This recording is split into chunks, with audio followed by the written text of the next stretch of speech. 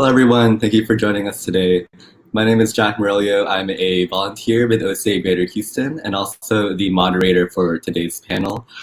We also have a co-moderator, Sunny Liu, to my right or left, I don't know, next to me. She's also a volunteer and again moderating this panel as well. Remember, with the audience, this is interactive, so you can make use of the YouTube live chat to pose any comments or questions, and we can broadcast it on screen, and our panel members can interact with that.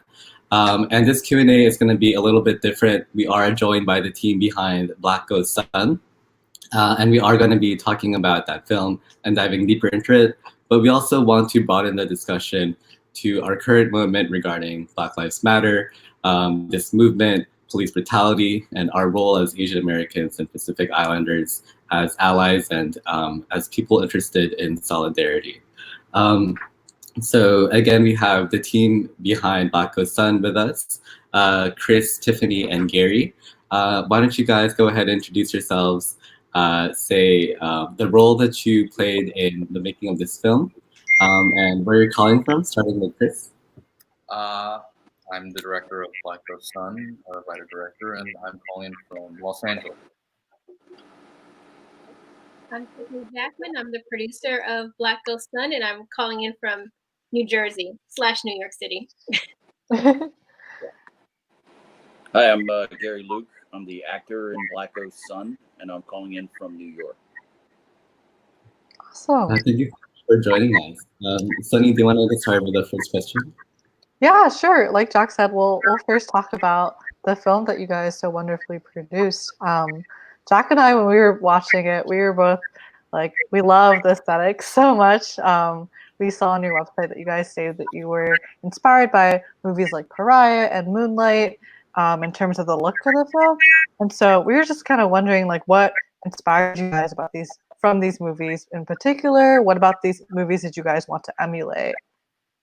I think for me, it was predominantly the emotive sort of nature of the camera work in Moonlight, and just the tone overall. They were able to weave a sort of a looseness into the film, despite having very, very loose camera work. That was but it's also very, very deliberate. And there are other films that I haven't mentioned on the website that really influenced me as a filmmaker overall, particularly Asian films like All About Lily Tutu, and more recently Burning. I think there's a lot of quietude in those films, and it's heavily influenced the way that I want to tell stories. So I think silences are really important. Yeah, go ahead, Jack. I was just wondering for Tiffany and Gary, if you guys made any aesthetic choices as well in portraying this film and representing this movie. Well, in terms of aesthetic choices, I mean, Chris is an awesome DP and has an awesome vision for it. So I pretty much just left that up to him to choose what he wanted. I love the look of all the references that he gave me when we first talked. And I just tried my best to make it happen, make sure that, we could put it in the budget to get the look that he wanted.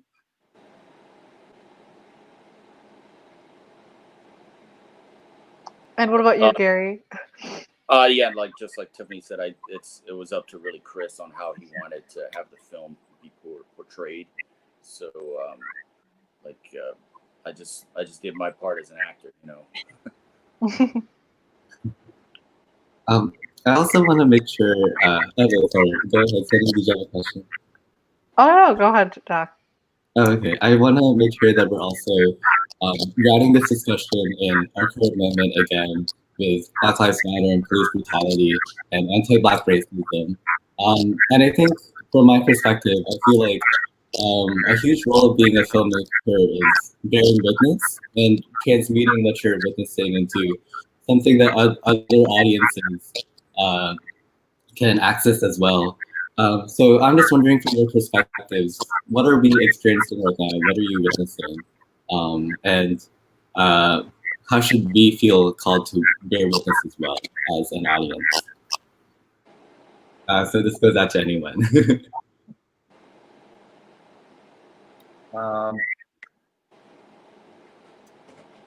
It's hard to say. It's such a complex issue. Could you just restate sort of your question one more time, just so I can answer it succinctly? Yeah. So essentially, what I'm wondering is, from your perspective, what are we seeing in terms of our current historical moment, and how should audiences be bearing witness to that as well? I think generally, the fact that everybody wants to be involved, or they have a sense that they need to be, is indicative of something. And I think in terms of being able to contribute or participate, it's a deeply personal question that each person, I think, has to answer for themselves and what they feel comfortable with.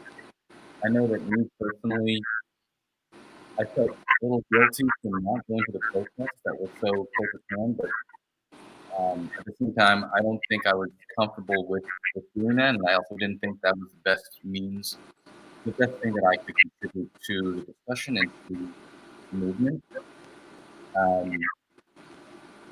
And yeah, I think that's something that everybody has to answer for themselves. And I think that there's so many people that probably speak to it better than I can. So that's all I can really say on that now. Yeah, that means this time it just feels different. That we've seen through the years different people get attacked by cops, get killed, unarmed black men getting killed, and getting the police called on them for no reason, or not only killed by the police but getting killed by their neighbors. And I think for some reason this time enough is enough, and not only are black people outraged, but the whole country, almost in some cases, the whole world seems outraged. So I'm hoping that this time we can see some real change from it. That's what I'm hoping that we learn out of all of this. Yeah, I'm totally with you. It feels different for some reason this time. And I was just kind of wondering, sort of, in this time and space that we're currently in right now in particular, how do you guys see art or films, any sort of creative work playing a role in the larger movement? Yeah, I can speak to that because it seems like not just with this film that I've worked on, but pretty much all the films. I didn't plan it this way, but all of my films have some type of social justice thing to it, or some type of shining light on people that we don't really get to hear from. I've done films on immigration and on racial issues, and I think as artists we have this unique opportunity to bring people into a world that they might not normally step into. They can watch a movie and live in a house with someone from a different race than they live in and see what their life is like, and then empathize with them and hopefully inform their view of it. As filmmakers, we have that rare opportunity to do that, for that amount of time that that person is watching the film. And I feel like that comes with a great responsibility.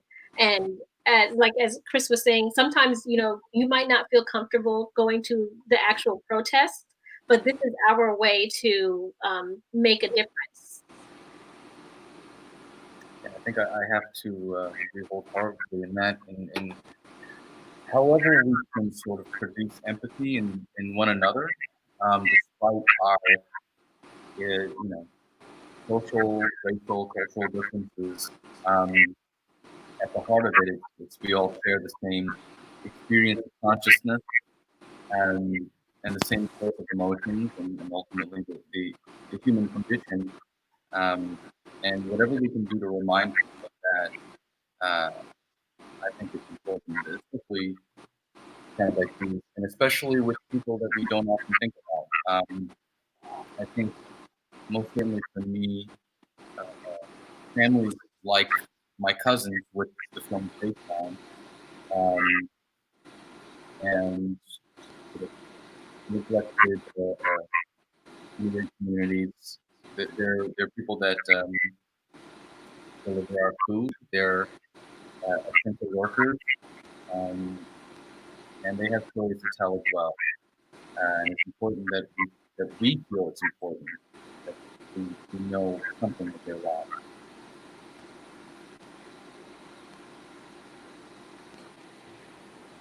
You mentioned that this film is actually based on your cousin and his story. I'm wondering if you guys have ever, or when you guys realize that there's anti-Black racism in your communities, especially for us as AAPI, and how, what responsibility you felt like bearing in witnessing this anti-Black racism.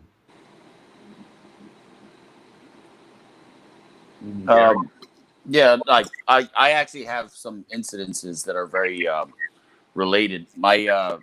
So I have a little brother who's he's only like 2 years younger than me, but we both grew up around the projects in Lower East Side of New York, and my brother is actually a little bit darker skinned than I am. He doesn't look like he's black, but he has like features that give him maybe a Hispanic Latino look, and a lot of his friends are Latino from the neighborhood, and there were incidences where he's been stopped and frisked at the time, and it I think a lot of those kind of aggressive police policies tend to foment, distrust between a community and the people that they're trying to protect. That they're, it's there's a lot of deep resentment in many communities of color, and I mean, we've watched the protests that have been going on. There's been people who haven't really been doing anything wrong being shoved by the police, hit with nightsticks and pepper sprayed in the face. I mean, these aren't people doing anything violent. You know,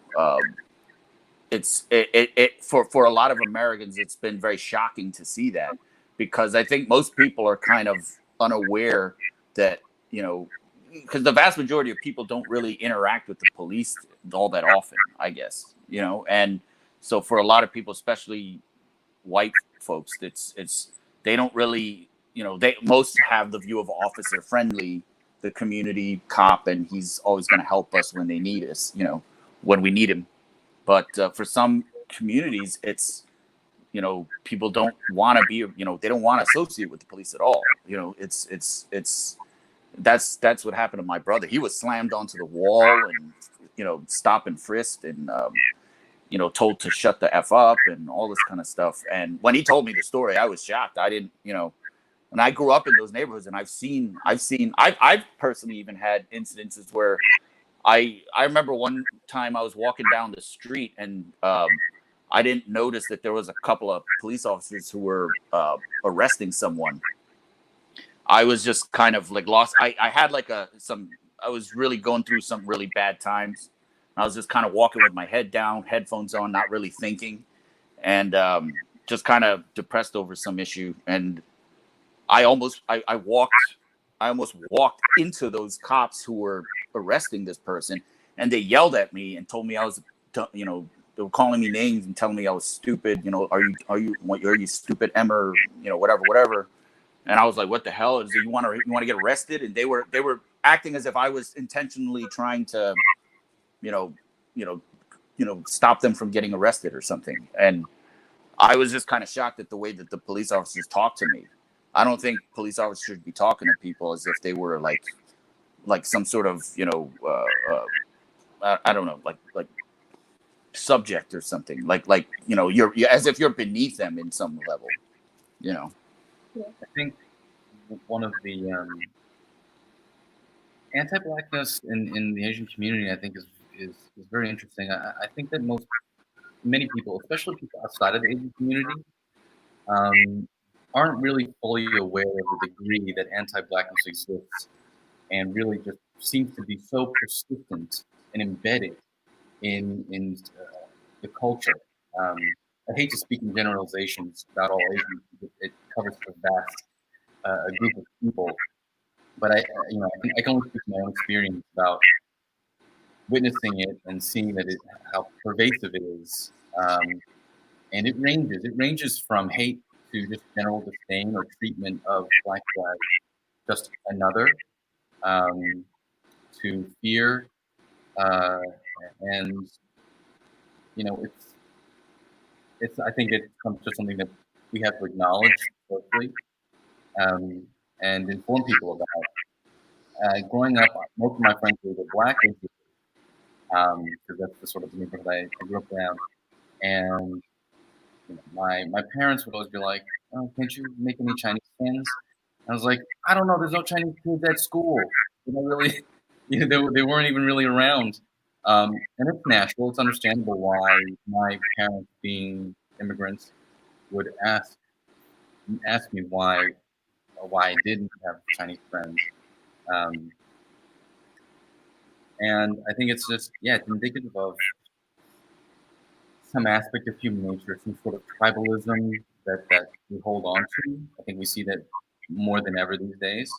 But yeah, I think acknowledging it, and as far as addressing it, I think it's largely generation, well, um, generational thing.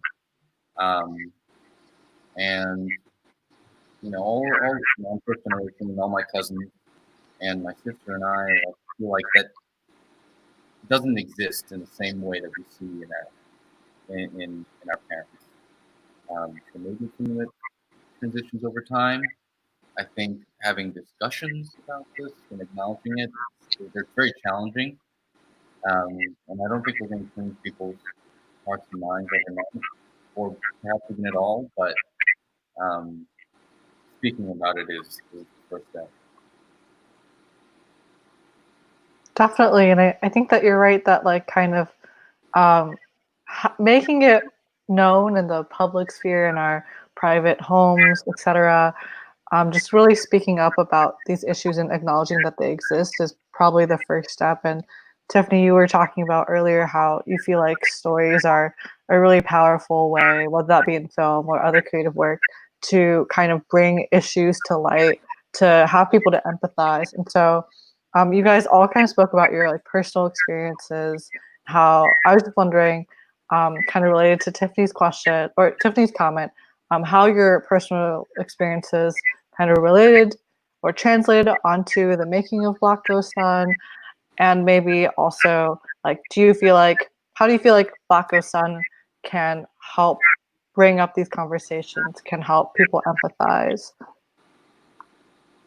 I mean, personally, I grew up in a heavily black neighborhood, and I this is an interesting thing, but I think different ethnic groups have experienced different kinds of racism between one another and white people. So the kind of prejudice I experienced from black kids is different than the kind of prejudice that I experienced from white kids, and vice versa. And the dynamics are so complex that I think unacknowledged, and something that particularly with white folks probably don't even realize that exists. There's so many different facets and degrees of racism, um, and I don't know, that helps sort of inform what I want to get across in film, and hopefully just the fact that the fact of the film existing and the story being about who who it's about will make people recognize or realize um, that these issues exist and that these people struggle with their identity in that way, and their place in the world, um, particularly for someone like the kid in Black Ghost Sun. What do they do with in their adolescence? Um, how do they come to terms with not feeling at home, in a sense, at home? Um, yeah, I don't know. It's a challenge. Yeah, I think one of the things I like most about Black Ghost Sun, because the best way to build empathy is to try to see something through somebody else's eyes, right? And Black Ghost Sun uses the dad as a way to see, oh wow, my son is going to have a different life, than I have. And then it opens his eyes to all the things that his son might have to deal with. And through that way, we can bring the audience in. They could see themselves in that. And so I think that's one of the nice tools that Black Ghost Son can bring issues in by you being able to see it through the dad's eyes. And then also in turn seeing it through the son's eyes as well. Right. That's actually kind of what I felt when I was portraying the character. It was kind of stepping into the shoes of someone who doesn't really, who's kind of the way most of America is, a little aloof about these issues. And then when it sinks in, when you see that the weight of the world is really on his son's shoulders that he didn't really realize. Like, this kid is going to grow up with a lot more burdens that the father ever grew up with, and some, you know what I mean? So it was very interesting to portray that, and kind of it felt as if I was kind of helping the audience to kind of see what this kid is going through my eyes, I have some follow-up questions, but I want to make sure that we're getting to this audience question first. Eugene Lee asked, Black Ghost Son is also a good twist on the usual adoption story trope with white adopters. What things did you want to explore with an API adopter? It's not. I just want to point out it's not exclusively an adoption story. I won't go into it much deeper than that, but it's an interesting question, an interesting thing to think about.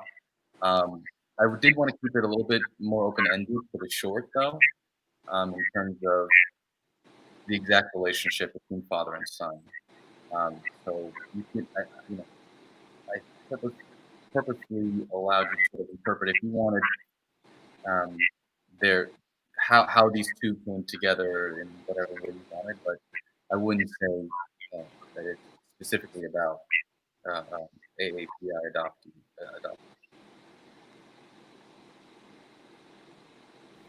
Tiffany, were you going to say something? Oh no, I was just I don't want to give too much away, like Chris said, but I just laughed a little bit when it said adoption, because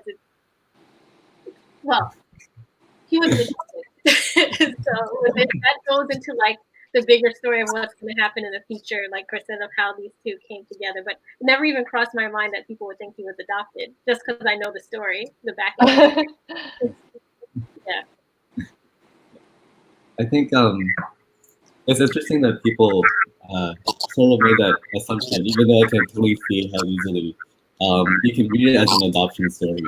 I think it just, I guess in some ways highlights like how alienated we feel from like as Asian people from Black people, or even vice versa, and how that might be like disruptive to like coalition building and building solidarity for moments like this, where we can really like push a more justice-driven agenda, I guess.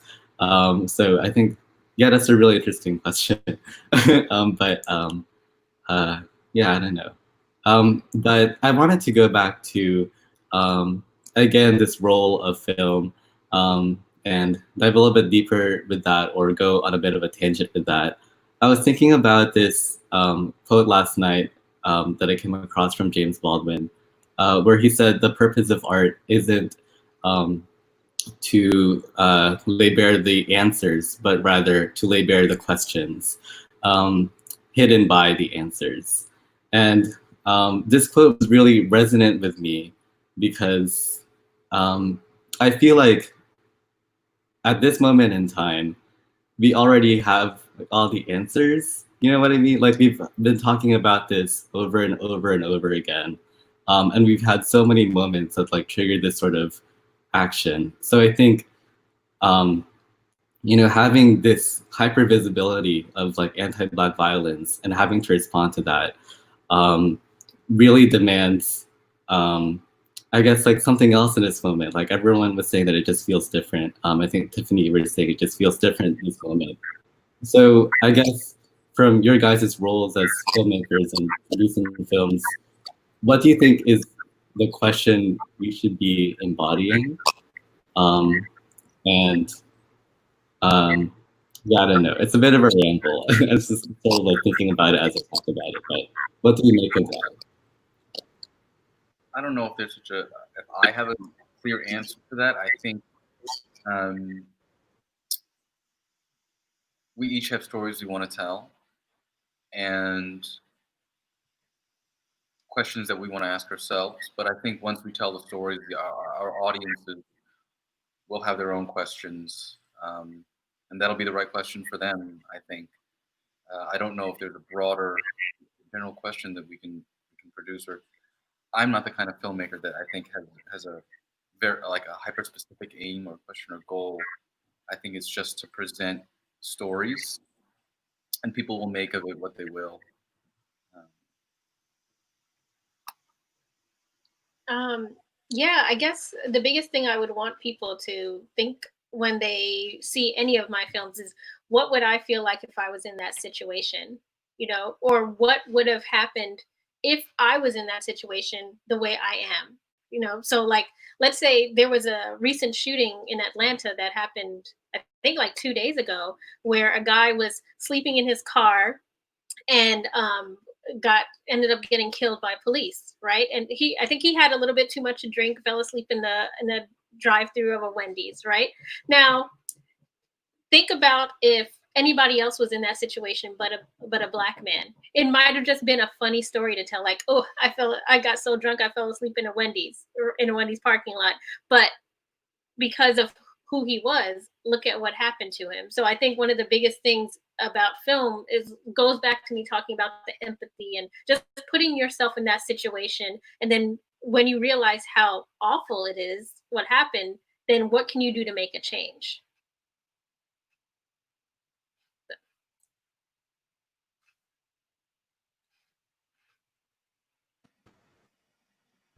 That is really well put. I think that, wow, all these stories I'm hearing from all of you guys are so powerful. I feel like they could all be expanded into movies themselves, or shorts themselves. And I guess, like, thinking about what it's like to be in each character's shoes in a movie, I kind of wanted to ask Gary, like, what it felt to play this role. Like, did you do anything to prepare? Did playing this role impact the way you see race or see America after playing the father figure?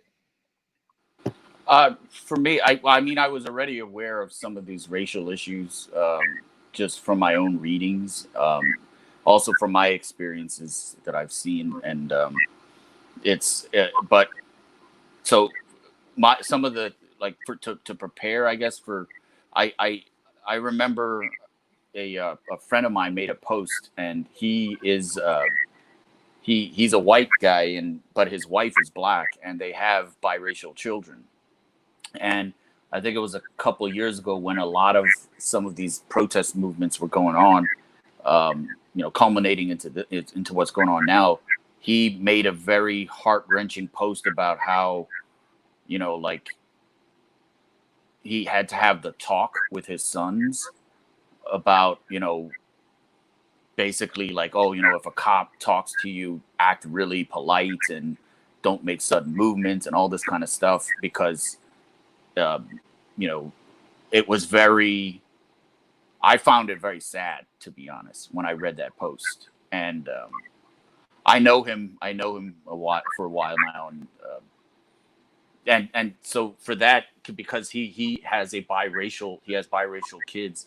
This was kind of like the way I saw it with me, where I'm an Asian man with a black son, and I had to kind of think about what he was going through to have that kind of talk with his son. So I kind of imagined some of those things and to prepare for the role. And and then just over the years, whenever I go to the bar or whatever, I'm talking to people of different races, and a lot of times I talk to people who, black folks, who tell me about, how hard it is dealing with some of the things that are unique to their experience. So it kind of it helps to really make you in tune with what other people are going through. If you just, you're just cool with a bunch of different people, You know what I mean? Like you just socialize with, you know, expand your social circle to a lot of people like that, where you can just kind of like, hey, you know, these are people and they go through, you know, pain and suffering and joy and happiness, just kind of, you know, the more people expand their world, the more tolerant they become. That's really the way I look at it. So that's what I, you know, knowing this, that Black folks are uniquely going through something that we can never really understand, you know.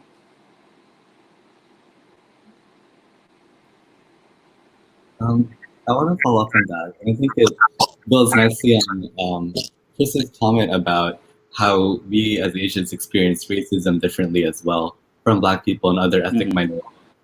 Um, I think, or I'm wondering from your perspectives, do you think we have privilege as Asian Americans? And if so, what is that privilege and how do we use it? I think if you're comfortable, feel free to speak on that as well, even if it's a specification just from your observations too. But this goes to everyone. What is our privilege if we have that, and how do we use it?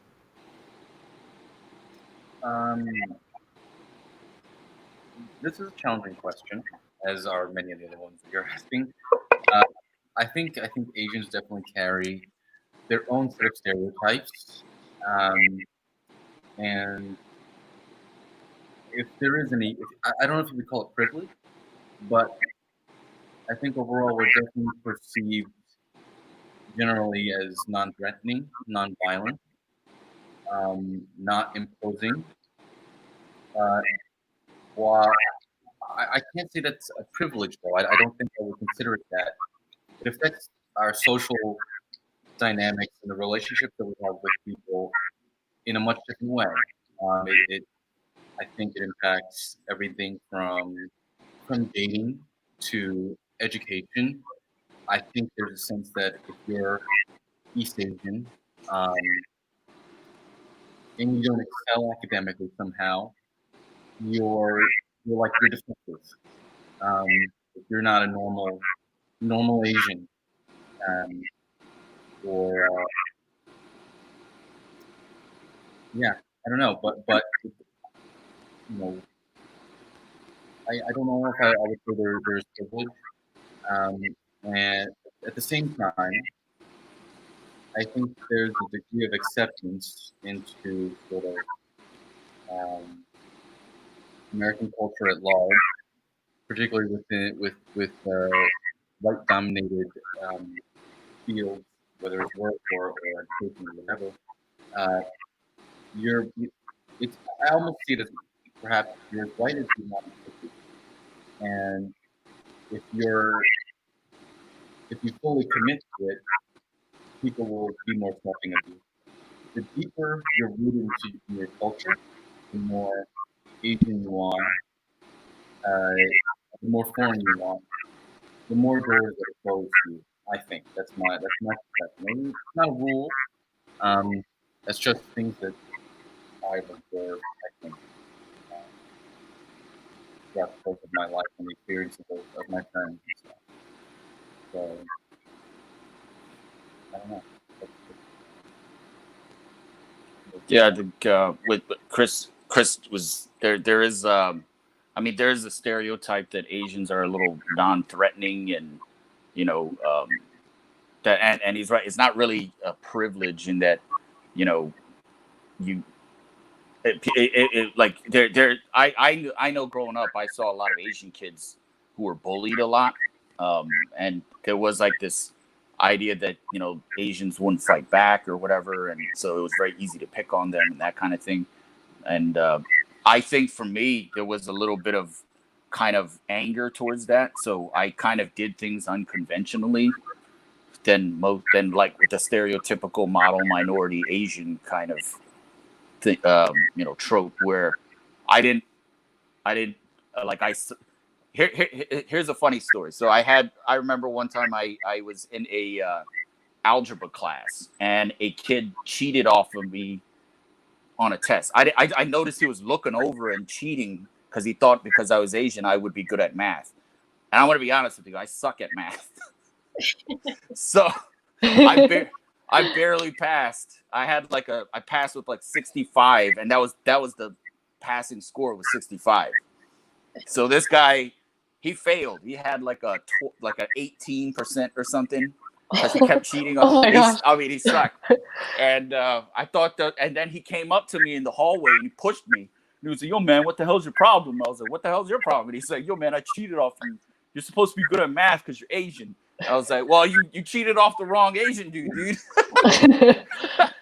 So it's kind of like, it serves you right for being racist, you dumb idiot. It's like that's kind of dumb crap that are people in people's minds. And I just thought that was really funny. But like, yeah, and so for me, because I kind of wasn't into I'm very more into the arts and stuff. So like, I'm in a rock band and all this kind of stuff.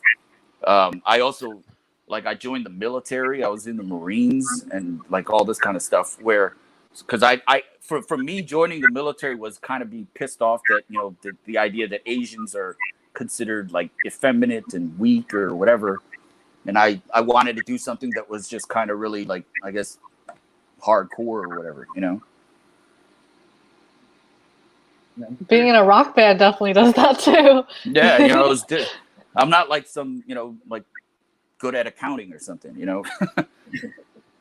Tiffany, do you feel that you perceive, or growing up, did you feel like you perceived Asians to be privileged in some way, or in that we don't experience the same types of prejudice and racism, and aren't subject to necessarily to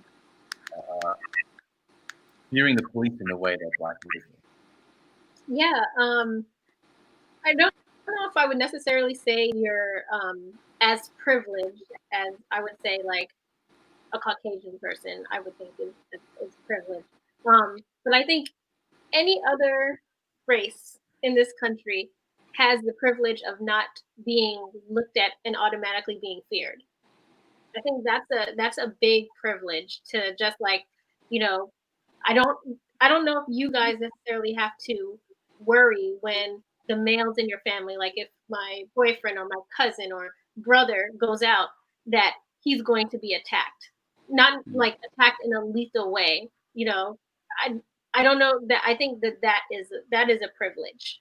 But in terms of other things like um, you know, any of the other things that you might think of privilege, like job opportunities or anything like that, I don't know if I necessarily thought of Asian people as having more privilege in that sense.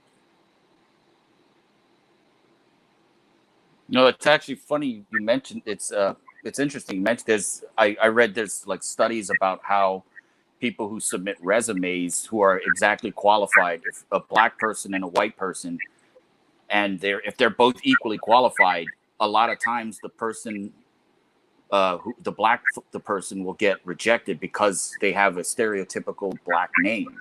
There's been studies over this, like, and those are kind of things that are, I mean, that's unfortunate. That's a reality that Black folks do deal with, Definitely. I've also read like a similar study for like Airbnb.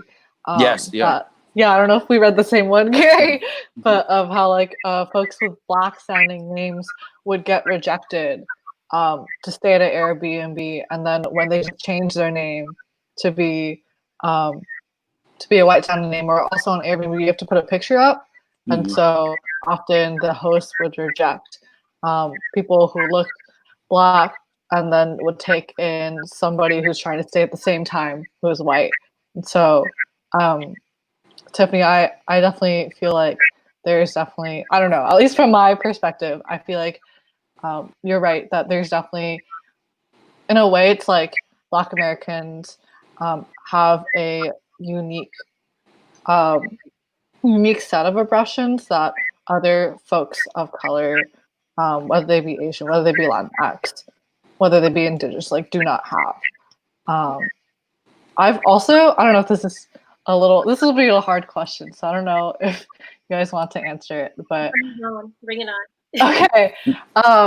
I took a class this semester on intersectionality, and we read some very like hot takes. And so one of them was that this theorist this academic was criticizing Asian Americans and Latin Americans for being political parasites who have not yet paid their activist or oppression dues in the US in the same way that Black folks have, who had this history of being here for hundreds of years more than most of us Asian Latinx Americans. And so instead we, in a way, according to this theorist, like we are prospering on the work of African Americans, whether that be in fighting for our civil rights or other things like that. I don't know if any of you guys agree, disagree. It's kind of a hot take. So I think it's hard to make a determination because at least I can speak to just perhaps Chinese American and the Chinese immigrant experience, where there is a very different experience depending on when you came to this country, and Chinese Americans are the only group of people thus far that had to experience something like the Chinese Exclusion Act in America, and that really created a unique set of circumstances for people, particularly Chinese men that had immigrated to the U.S. and weren't able to bring over their families. But I think each progressive, one of the biggest differences is that I think a lot of Black Americans have been here for generations, and there aren't waves of oncoming Black immigrants coming into the U.S. in the same way that there are waves of Latinx immigrants or Asian immigrants.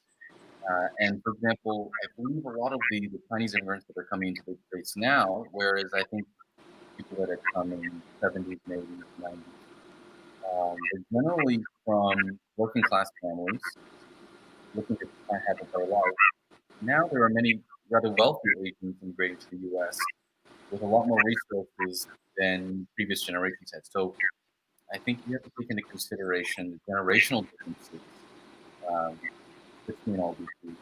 It's hard to say that, oh yeah, these groups are benefiting from the civil rights work that Black Americans are doing, because I think, just like Japanese Americans that go to, endured internment camps, I think there are many that can all fall under the banner for justice and their treatment. I think right now there's a sense that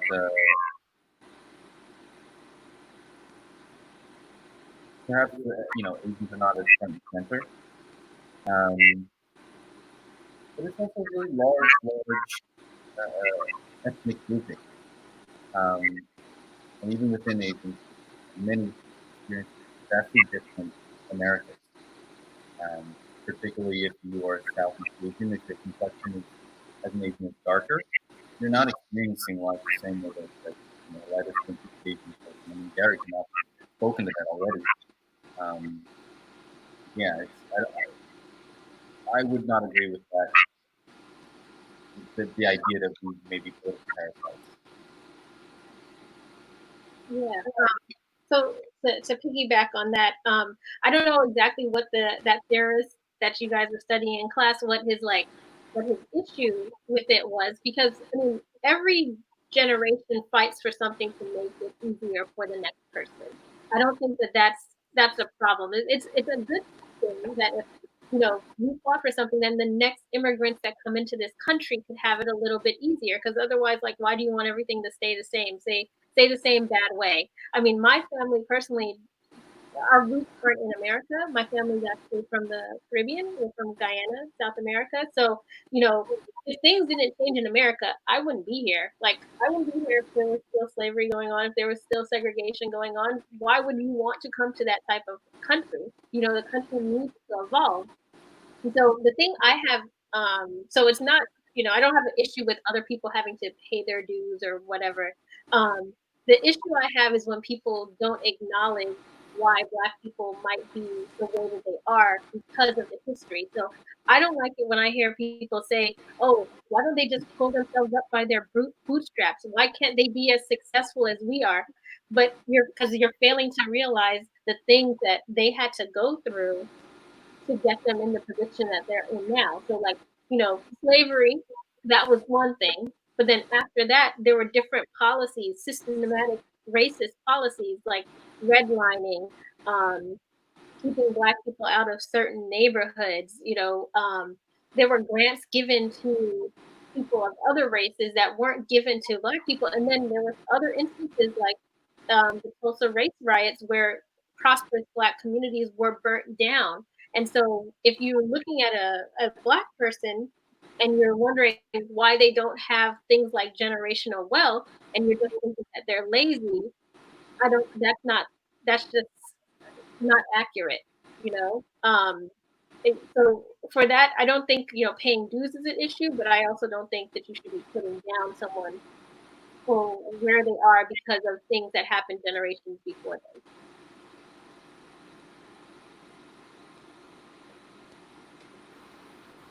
Yeah, and then actually, the concept of, I guess, like paying dues reminds me of this concept called like white debt that was theorized, I guess, by this writer named Eula Brooks, where she talks about the debt that white people have specifically to Black people, um, and also the fact that it can never be repaid really because it's such a mass atrocity to have slavery and also like all of those after effects like redlining and like other institutions of racism that like inform of not slavery and also like carceral slavery.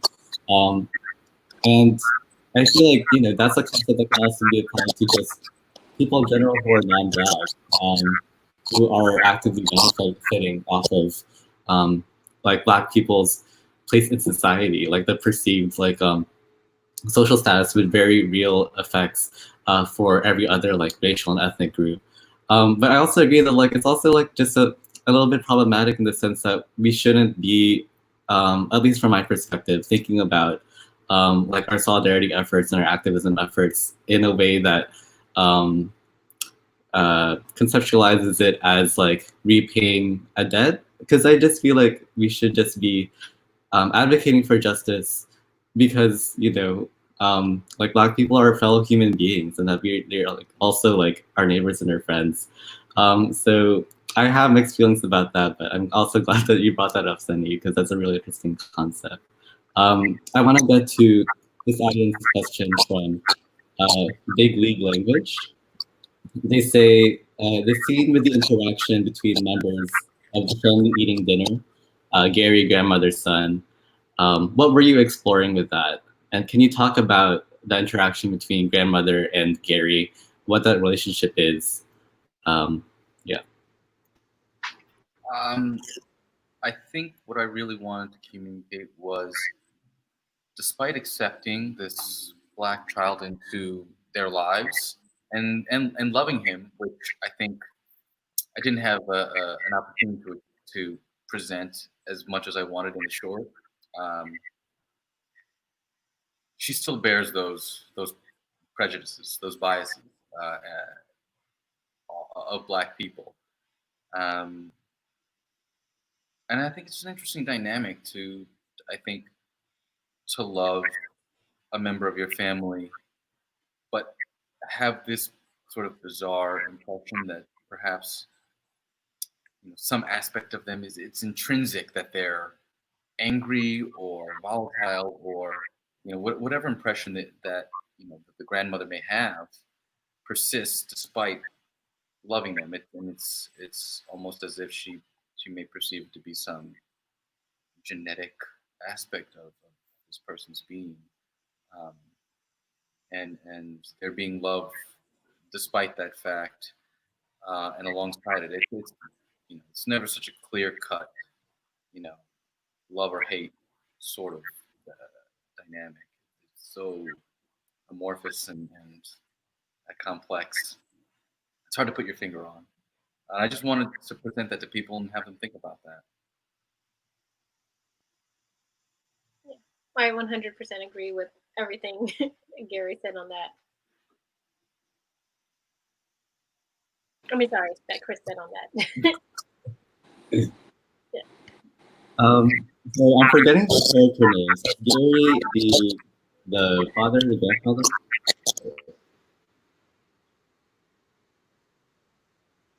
Sorry, can you say that again? You're breaking up a little bit.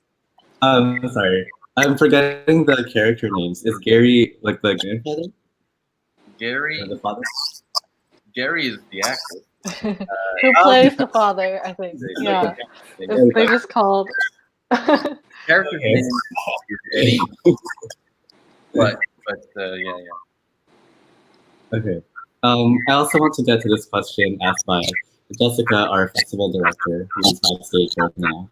Where did you find the actor who portrayed Troy, and did he have any opinions or perspectives which influenced the making of Bako's son or his character's story? I found him through a casting agent. He was actually the first actor to send in his headshot and everything, and as soon as he read, I was pretty sure that I wanted to cast him, and he hadn't had a lot of experience before this, but I just felt like he took direction well, and he communicated so much, and he's these eyes that um, just captivate you. As far as what he brought in, I'm not 100% sure. I think it was all new for him to think about, new for him to experience, which was nice. But I felt like he was kind of like unsure of the goal of the scene, but the way I was directing him, he went with it. And sometimes he'd be like, I don't know why I'm doing this, but I'm just gonna listen to you to give me the performance that I felt was needed. And he did a great job. He was actually amazing. Very talented kid and very funny behind the scenes too. Like when we had lunch breaks, he was telling us all these stories about fifth grade drama. It was great. He was a joy to have on set. I remember that. Yeah, he was talking about a girl that or something that, and then they were like dating, like fifth graders dating, yeah, or whatever. holding hands in fifth grade. Yeah, holding hands. Yeah. And I heard you guys were also doing a feature-length version of this film. Are you guys gonna bring him back for that? Are you gonna? Sorry. Are we gonna bring him back for that? Oh, I guess it depends on how soon, because he does get tall. He's getting taller. Yeah. We'll see. I guess it depends on his interest and when we're able to pull everything together. So we'll see. Little boys' voices change and stuff, so we want to keep him kind of young and cute for that character. So yeah, it just depends on when we can do the feature length. I feel like we keep coming across the mention of the feature length, and I know that you guys probably can't share too much, but I'm just curious, are there new themes that are going to be explored in this feature film that you guys didn't get a chance to in the shorter version? I think it's really just an expansion of all of that. And also something that I think we don't get to touch on in the short at all really is a glimpse into the life of poor and working class Chinese Americans and Chinese immigrants. I feel like that's really a neglected aspect of the community that we don't see reflected in cinema very much or at all, as well as New York or Brooklyn specifically, in how it is now. It's not as a playground, but as a real place with real communities that struggle day to day. I think that's something that's important for me to present to people. Yeah, and I also think it's expanding on adolescence, and I think the story is a coming of age, not just for the son, but the father as well, and to see him grow into fatherhood. Um, I think it's, for me, that those are the central themes to what would be the future. I agree also. What about you, Gary? Are there specific ways you might want to like deepen the character, or explore different facets of the character that you play for the future? I don't know if like I'm gonna be in the future version of this film, but it's if I were, it would be just kind of exploring, um, I guess the family dynamic and the also the struggles, like just seeing that the kind of things that the dad is going through. That kind of is why his mind is away from what his son is going through. I think like that kind of hits close to home because when I was a kid, my parents worked all the time. We were pretty poor. We didn't come from like a wealthy, family. So my mom and dad both worked uh, long hours, and I never really got to see them. And growing up, I always had this kind of resentment that they were never there for me. But I also didn't understand now that I'm older, and now I actually work. So I know that when you're working, there's so much going on that you tend to really lose focus with what's going on with your family and your kids. And I mean, when you really look, like there's a reason why so many people get divorced. It's because people don't seem to have time for each other, really. And I guess it would be interesting to explore how the stresses that are going through the father's life that makes him not really concern himself so much with the experiences of his son. Like he's being bullied in the film. He's getting into fights. He's just kind of scolding his son, like, why are you fighting? Stop fighting. And he's just leaving it at that, when there's a lot of really deep issues underlying why he's acting out that way.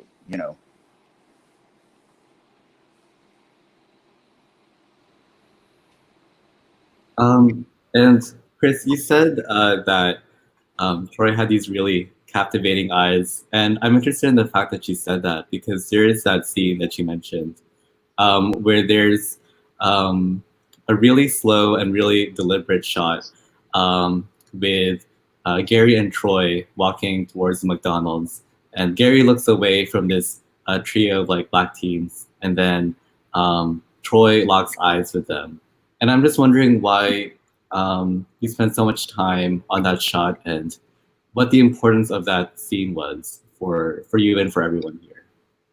I think throughout the film, it was important for me to communicate the father's like unrecognized prejudice that he himself is not aware of until his son asks him if he's a Hakwai. And for Troy, it's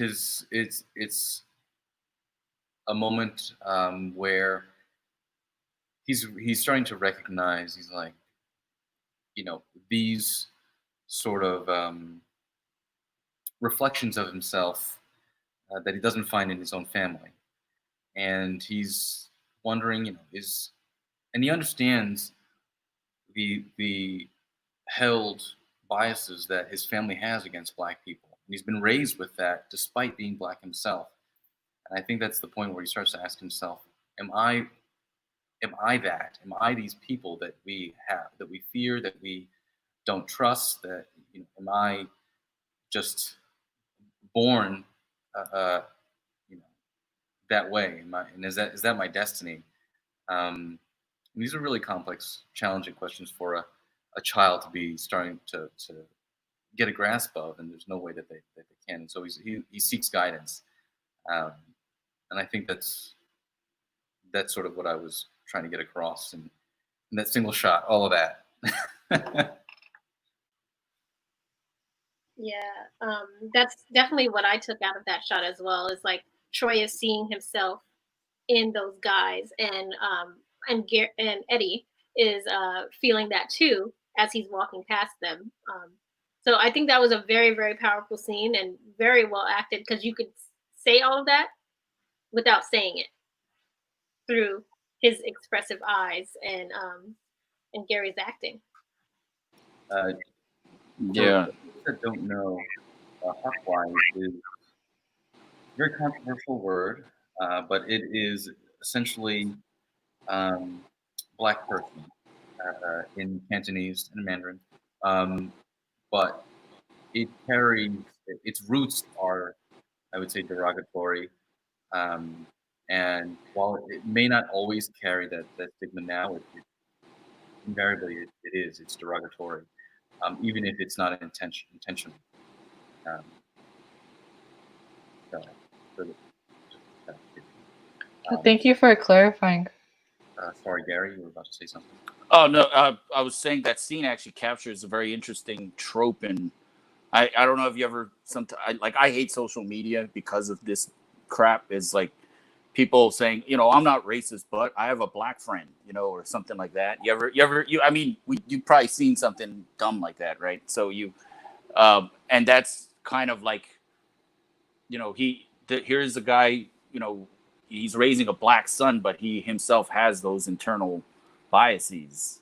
So that's why, this whole movement right now is about educating people and kind of seeing that, you have a lot of, internal kind of things and it's not your fault. I think a lot of people think that it's trying to accuse people of saying that they're evil.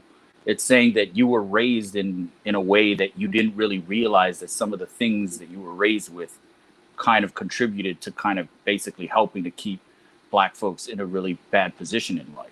You know what I mean? So it's that's why, like, when you see the racism in the father, kind of like, oh, here are these three black kids standing there, but here he is, but he still loves his son too. So, I remember there was a news article of this really, he was a piece of crap.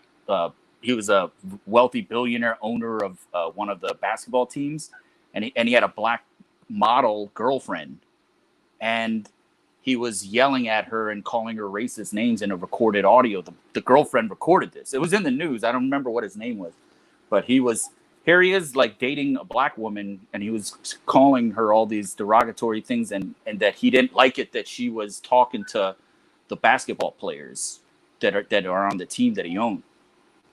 So just because, someone even dates a black person or is, has a black friend, it doesn't mean that automatically absolves them of, like, there's some idiots who think that they can say the N-word because they have a black friend or something. You know what I mean? Like, there's people like that out there. As crazy as it sounds, but there are people like that, I think I also read that article you're talking about, Gary. I think it was like, same was Donald Sterling or something. Yeah, I think he was the LA Clippers. Right. Yeah, and I think you're right, Gary. It's so hard for people to confront these implicit biases, especially because a lot of times they feel like they're being attacked, and then they get defensive about it. But like you said, it's really this culture, this society, this history that we're all brought up with that we can't get rid of. And I think it also plays a role in language too, with like what Chris was saying with Hakwai and like all these other undoubtedly derogatory words rooted in our language that kind of shows our implicit bias, even if we're not trying for it to be offensive, like Chris was saying. And I guess I was just wondering, any of you guys, feel free to answer this. How can we confront these implicit biases that are embedded into our culture, into our language, describing Black experiences, describing Black people that are just genuinely like racist? I think if you just try to make yourself aware of it, like if you find yourself walking down the street and deciding that you're going to cross the street because a black person's coming at you, think about it before you do that, and wonder, wait, what is it inside me that makes me think that that's necessary? And because like Gary was saying, some of those stuff, it's just embedded in you, and so you just need to try to make yourself more aware of it and confront it. I also think, yeah, just educating people, having these very challenging conversations with people, particularly when maybe your own family, um, and also, uh, well, I don't really know how much this combats it, but um, you know, when I was growing up, um, my black friends, uh, we'd teach them what hakwai meant. And so if we were ever in Chinatown, if we were ever at a restaurant or somewhere where, the servers or other people were trying to talk behind their back or talk shit about them or anything, as soon as they picked up that word and, let them know, they know that they're being talked about, um, at the very least, it cut out you know, that amount of racism. It cut out doing it right in front of their face, um, and they would think twice about before they said something. Um, yeah.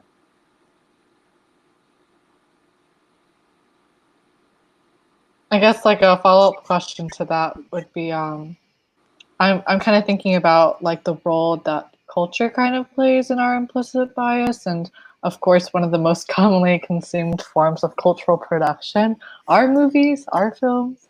And so I guess like I of course we've all like heard, read about all these ways that like media representations of people can really influence how the general public thinks of those people, whether they be Black, whether they be Asian American, etc. And so like I guess I'm trying to wonder, where do you see this political movement impacting how maybe culture starts portraying Black narratives, Black folks differently, and like, is there an ideal way that you guys um, see media representations trying to combat these implicit biases? Yeah. Well, I heard earlier today, which is huge, that they canceled that show Cops, and they canceled what's the Live Live TV. PD, right? And those are two of the biggest shows where pretty much all you saw was Black people being arrested and Black people being criminals. I think that's huge. And there are a lot of networks and places like Netflix right now that are actually calling for more shows that showcase minorities, and I think that that's great. I mean, what I would like to see um, come out is that you see more shows, more movies where Black people are just being people. You're not being criminals. They're like just regular people. Like it could be any storyline and just Black people in it, or just showing that it's not always the criminals. It's not always the slave movies. You could just be seen as people, and then hopefully that starts to incorporate into culture where you could just see them regularly. Yeah, I think it speaks to a wider issue in um, the industry overall with just limiting people's roles to preconceived notions of what they should be. Um, and talk to any South Asian actor and what kind of roles do they get to go to read for. It's very limited. It was very challenging trying to cast the role of the father in for this short. The amount of applicants that there were limited and of a certain type, uh, and it's you don't get. I think there were maybe 20 at most 20 submissions for the role of the father that I got through open casting. And Tiffany happened to know Gary. They were friends, and she thought of him when she read the script. And thankfully, he came in and read, and he worked out perfectly. Um, Yet for casting uh, the racist cops in the movie, I got over 200 submissions. Um, so there are larger issues that work there in the industry, and these are things that will shift in time, but will take quite a lot of time. And No, perhaps, it's you know, no. I was just about to say it's one of the things that I kind of was like kind of made me not want to do any acting really. Like I'm not a professional actor really. I've studied acting, but I work in advertising. One of the reasons was basically the limited amount of roles that, like I can do like Shakespeare, I can do English accents and stuff, but you're never gonna really. I kind of thought that I would never get cast as like a Hamlet or something, so like I never really wanted to pursue it, full time, which is kind of sad, really. Like as Chris was saying, it's really hard to really cast people for a lot of Asian roles because there's just not a lot of Asians in acting. And I'm also curious about the independent film industry specifically as well. Are you guys seeing any strides in combating those issues, or are you still seeing like limitations that still need to be addressed? And how should we be addressing that within the industry of independent film? I think there's a lot more flexibility in independent films because people are trying to tell their own stories. I think that the issue is with the like big name distributors. Those people are who we need to recognize it because we can make indies, we can make indies all day, but we need them to be seen by the mass audience. So that's where we have to break down the door. And for those people, we need to let them know that there is an audience out there. And hopefully then they'll, put us in all the theaters all over the country, all over the world.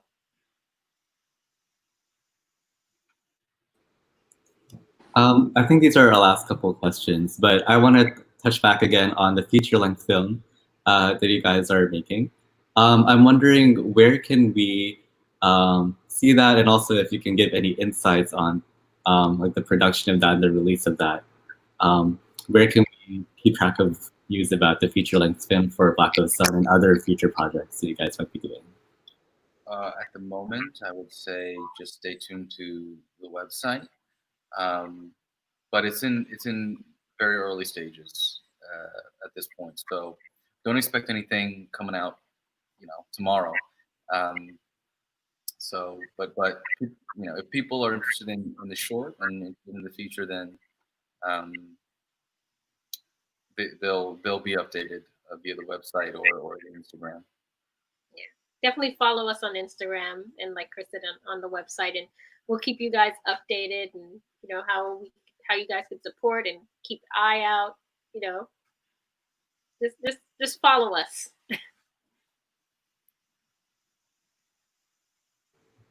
And Gary, do you have any future projects that we can keep an eye out for?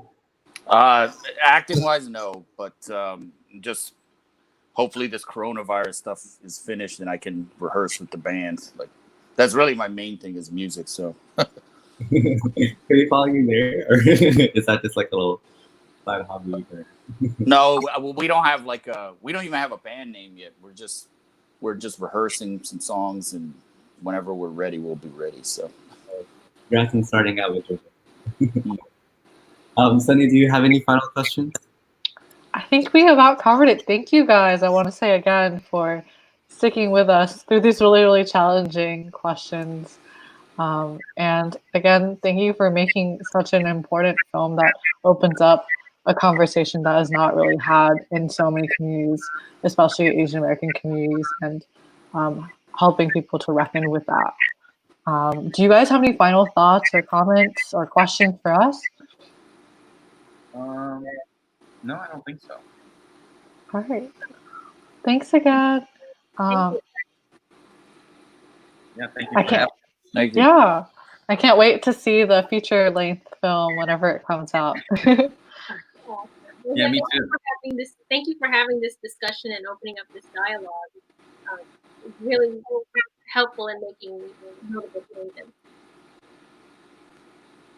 Awesome. I think also for me personally, again, for being here and taking the time to be here and opening up about everyone's experiences for everyone else to draw wisdom from. And also, I just want to remind the audience that like these discussions are also just a first step. We also have a running resource for other calls to action, really actionable things specifically for Houston. If you just go to tinyurl.com/BLMAAPI, which is in all caps, you can get some ideas on ways you can contribute to this movement for justice. Yeah. Awesome. Again, thanks to Chris, Tiffany, and Gary for joining us in a special Tea Talks discussion. Like Jack was saying, if you guys want to carry on and support beyond just these conversations, go to the tinyurl.com that Jack mentioned. That's also on the screen right now. We hope that you'll join us at Happy Fest and OCA Greater Houston to stand in solidarity with Black Lives Matter. We learned so much today from the discussion today, from kind of talking about everything from personal experiences to systematic oppression and how the two are really intertwined. Stay tuned. Also next week, we'll be announcing the winners for this year's judges' favorite film in each of the 4 categories: narrative short, narrative feature, doc short, and doc feature. So keep an eye out for that. This concludes our 11th and final day for the 2020 Happy Fest. On behalf of our entire community and volunteer team, thanks to all of y'all for joining us, and have a lovely rest of your Sunday. Thank you.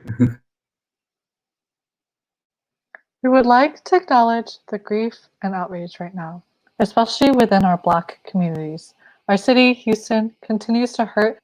George Floyd was a native Houstonian, and according to the Houston Chronicle, we have had 6 police killings this past month alone.